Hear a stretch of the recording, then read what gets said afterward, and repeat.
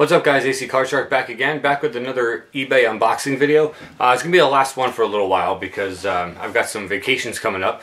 One of them is actually going out to visit Pixel Sandwich out where he lives, and I'm saving my money basically to go game shopping with him in person out there to a bunch of places I've never been before. So eBay is going to be pretty much done after this one for a couple months at least, and I should have a recent pickups video coming shortly after this one. And that'll probably be one of my last recent pickups videos for a while because of the fact, again, I'm saving my money to go and spend in better stores and better environments and, you know, just places I've never been to before. So, but I do have two packages here. I have a box here and an envelope. So I figured I would take out what it was and share it with you guys and let you know what I picked up. The first one in the envelope, it was two NES games. One game I could not believe I didn't have this yet, and I had found, as you guys know, I usually shop with the same people multiple times, so it saves on shipping. And this is a game that Holly, Dog in My Lens, had talked about maybe about a month or two ago on the Operation Kill Screen podcast. And it's a game I thought I had, and I didn't realize I didn't. But anyway, I picked it up for a good deal for the NES. That game is Bucky O'Hare. That's Bucky O'Hare for the NES. As you can see, it's in really, really good shape. If I can get it to clear up. Nope. So, but Bucky O'Hare, made by Konami, she absolutely loved this game, and I totally forgot about this game, to be honest with you. I thought it was on my shelf, and it wasn't. So, it did come in a black sleeve, which is always helpful. And then the game that I actually went to the seller for because of the good deal that was on it. If you guys remember the games I was talking about when I was talking about my trip to Planet Games, this is one that I wanted to pick up from him, and he wanted, this is part 2, but for part 2 and part 3 he wanted like 75 bucks, and I knew it was kind of pricey, and I mean his was in better shape than this one, but this one is not bad at all, and I'll take it. I think I got it for like 14 bucks, but that game is The Adventures of Lolo 2. Let's see if that clears out. There you go. So The Adventures of Lolo 2 for the NES. I have Lolo 1, I've got 2, I just need to get 3. He was charging like, give or take, I think he was doing like 35 for it, and I got it for 14 off of eBay. So that was the one pickup from one seller right there, Bucky O'Hare and Lolo 2. Two really, really good games for the NES. So that was that one. And then in this box, I've actually been waiting for this box for a while now. I think I made the purchase like 2 weeks ago, and I had to actually contact the seller and let him know, like, hey, I haven't gotten it yet. And he's like, oh, it's coming, and you know, sure enough, it got here today. So I picked up 4 games from him, and that's kind of disappointing. Anyway, I'll let you guys see it in a second. The first game I picked up is the disappointing one, because it does have some spine damage, and that wasn't noted in the eBay auction, and there was no picture of the spine noting that there was any damage. But somewhat of a rare game. There's 2 different ones for the NES. This one I believe is the one that is more rare of the 2, but that game is G.I. Joe, and the other one is the Atlantis Factor, which I think let's see, I should have. Here we go. There's a sticker on this one. Oh well. Oh well, I was going to try to take it off. The other one is G.I. Joe, the Atlantis Factor, which I had picked up from one of the flea markets a couple weeks back, and I wanted to complete the G.I. Joe collection, so I did pick up just the plain old G.I. Joe. And that one was fairly cheap if I remember correctly. I'm not sure which, I forget which one is actually the rare one. But either way, G.I. Joe for the NES. And then he had a lot, so to speak, on eBay, and it was for this certain game series, which has 3 parts, 3 different games, and the auction was for all 3.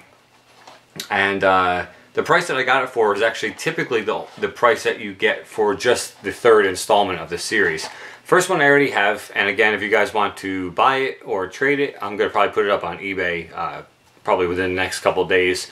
But that game is Adventure Island for the NES, and as you can see, the spine looks really, really good. I do already have a copy of this game, and I obviously don't need 2, so I'm going to be getting rid of that. Obviously, along with that came Adventure Island 2, and as you can see, I don't know if you can see, but the spine looks like it's in really good shape. And then the third one, obviously, is Adventure Island 3. And as you can see, there's some black marks, so to speak, on the cartridge. He said he was going to try to clean that up for me, and he didn't. He said he wasn't able to get that off, so I'm going to have to take some magic eraser and see if I can shine that up a little bit. But the label is perfect. The spine is pretty much perfect. You can tell there's some sticker residue. Again, Goo Gone takes that right off. But I mean, this game alone, Adventure Island 3, just by itself, typically brings in a price of like between $30 and $40. And I got the whole lot of all 3 Adventure Islands for, I believe it was like $35 or $40. So basically, for the price that this usually runs, I got all 3, and I still needed 2 and 3 for my collection. So it ended up being a really, really good deal. And like I said, Adventure Island 1 will be up on eBay shortly. Also, guys, that's it for my eBay pickups. Not too bad. I mean, I got, what did I get? 3, 5, 7 NES games. Not too bad at all, adding to that collection back there. It's starting to become a monster now. But Cynical Pixel Show episode 5 is now posted. So if you go over to iTunes and type in Cynical Pixel Show into the search block into your iTunes store, it's all free. It's a podcast. If you guys haven't found out about that yet, I'll put the Facebook link below. You can listen straight through Facebook as well. Just click the like button, and you'll get updated on any new episodes that come out. And I'm in the middle of actually building a website, and that will be strictly for selling some games. I'm going to be going through my collection, pulling maybe stuff I don't want anymore, stuff that I've got duplicates of, extra systems I have. I'm going to be selling it strictly through there because eBay is starting to really take too many fees out, and PayPal takes a fee, and there's just so many fees involved that by the time you actually get paid for your item, you're like losing money. So I'm in the middle of developing a new website. It's most likely going to be called Card Shark Games, and I will let you guys know the web address of that as soon as I have it up and running.